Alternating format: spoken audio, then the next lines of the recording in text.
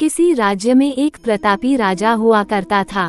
राजा रोज सुबह उठकर पूजा पाठ करता और गरीबों को दान देता। अपने इस उदार व्यवहार और दया की भावना की वजह से राजा पूरी जनता में बहुत लोकप्रिय हो गया था। रोज सुबह दरबार खुलते ही राजा के यहाँ गरीब और भिखारियों की लंबी लाइन लग जाती थी। राजा हर इंसान को संतुष्ट करके भेजते थे। किशन और गोपाल नाम के दो गरीब भिखारी रोज राजा के यहाँ दान लेने आते। राजा जब किशन को दान देता तो किशन राजा की बहुत वाहवाही करता और राजा को दुआएं देता। वही जब राजा गोपाल को दान देता तो वो हर बार एक ही बात बोलता, हे ईश्वर तू बड़ा दयालु है, तूने मुझे इतना सब कुछ दिया। राजा को उसकी बात थोड़ी बुरी लगती। राजा सोचता कि दान मैं देता हूँ और ये गुणगान उस ईश्वर का करता है। एक दिन राजकुमारी का जन्मदिन था। उस दिन राजा ने दिल खोलकर दान दिया। जब किशन और गोपाल का नंबर आया तो राजा ने पहले किशन को दान दिया और किशन राजा के गुणगान करने लगा। लेकिन राजा ने जैसे ही गोपाल को दान दिया वो हाथ ऊपर उठा के बोला, हे ईश्वर तू ही अन्नदाता है, आज तूने मुझे इतना दिया, इसके लिए प्रभु तुझे धन्यवाद देता हूँ। राजा को ये सुनकर बड़ा गुस्सा आया। उसने कहा कि गोपाल, मैं रोज तुम्हें दान देता हूँ, फिर तुम मेरे बजाय ईश्वर का गुणगान क्यों करते हो? गोपाल बोला, राजन देने वाला तो ऊपर बैठा है, वही सबका अन्नदाता है, आपका भी और मेरा भी। ये कहकर गोपाल वहाँ से चला गया। अब राजा ने गोपाल को सबक सिखाने की सोची।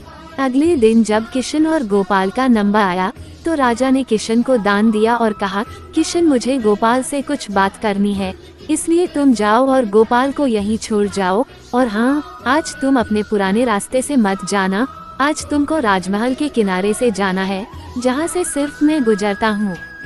किशन खुशी खुशी दान लेकर चला गया।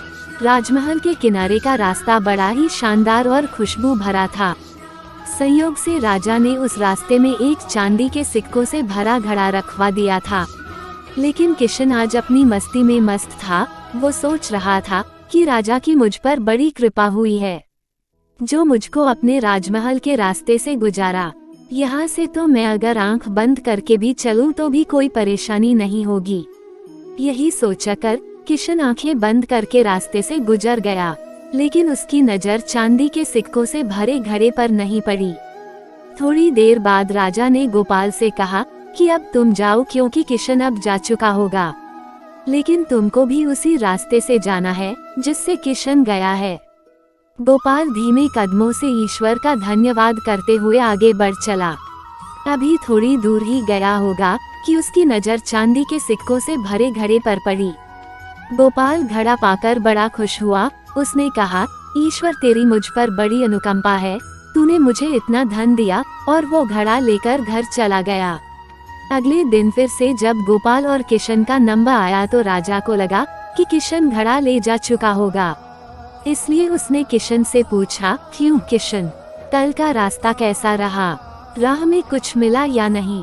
किशन ने कहा, महाराज रास्ता इतना सुंदर था कि मैं तो आंखें बंद करके घर चला गया, लेकिन कुछ मिला तो नहीं। फिर राजा ने गोपाल से पूछा तो उसने बताया कि राजा कल मुझे चांदी के सिक्कों से भरा एक घड़ा मिला, ईश्वर ने मुझ पे बड़ी कृपा की। राजा किशन से बड़ा गुस्सा हुआ। उसने कहा कि आज मैं तुझे धन नहीं दूंगा, बल्कि एक तरबूज दूंगा। किशन बेचारा परेशान तो था, लेकिन कहता भी तो क्या, चुपचाप तरबूज लेकर चल पड़ा। उधर राजा ने गोपाल को रोजाना की तरह कुछ धन दान में दिया। किशन ने सोचा कि इस तरबूज का मैं क्या करूंगा, और यही सोचकर वो अपना तरबूज एक फल वाले को बेच गया।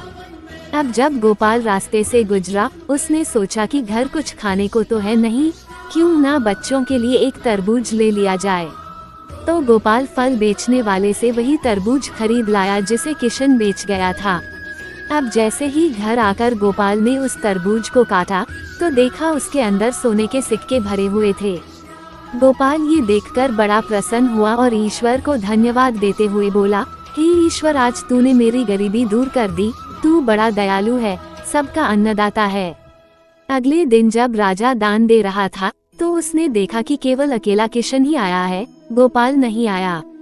उसने किशन से पूछा तो किशन ने बताया कि कल भगवान की कृपा से गोपाल को एक तरबूज मिला जिसके अंदर सोने के सिक्के भरे हुए थे। वह गोपाल तो अब संपन्न इंसान हो चुका है। किशन की बात सुनकर राजा ने भी अपने हाथ आसमान की ओर उठाए और बोला, हे ईश्वर, वाकई तू ही अन्नदाता है, मैं तो मात्र एक जरिया हूँ, तू ही सबका पालनहार है। राजा को अब सारी बात समझ आ चुकी थी।